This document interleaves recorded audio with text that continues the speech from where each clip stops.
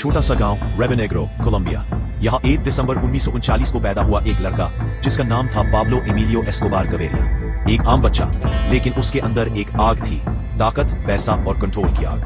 1970 की दहाई के दौरान पाब्लो ने मेडेलिन कार्टेल बनाया, एक ऐसा नेटवर्क जो पूरे दुनिया में कोकेन के कारोबार पर काबू रखता था। उसकी ताकत इतनी जबरदस्त थी कि वो सियासतदानों, पुलिस और जजेस को रिश्वत देता और जो मुखालिफत करते उन्हें खत्म कर देता। लोग उसे रोबन हुड कहते, गरीबों के लिए घर बनाता, स्कूल और अस्पताल खुलवाता, लेकिन मेडेलिन की गलियों में हर कोई जानता था। पाब्लो का नाम सुनना मतलब था खौफ और मौत। वीडियो देख रहे हैं, प्लीज इस वीडियो को लाइक करें, कमेंट करें, शेयर करें और हमारे चैनल को सब्सक्राइब करना ना भूलें ताकि आप ऐसी और दिलचस्प वीडियोस देख सकें।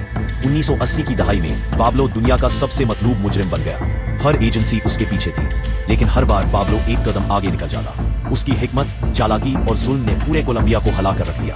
1991 में उसने सरेंडर किया, ला काटेड्रल जेल में, जो दरअसल पाब्लो के लिए खास तौर पर बनाई गई थी, लेकिन वहां भी उसकी चालाकी काम आई। वो जेल से फरार हो गया और फिर 2 दिसंबर 1993 को मेदिन की एक छत पर हेलीकॉप्टर की रोशनी में गोलियां चलती हुई पाब्लो एस्कोबार दुनिया से रुखसत हो गया, लेकिन उसकी कहानी आज भी जिंदा है। आज भी पाब्लो एस्कोबार का नाम सुनने से लोग कांप जाते हैं। एक मुजरिम, एक लेजेंड, एक ऐसी कहानी जो हौसला, ताकत और तबाही का इम्तिजाज है।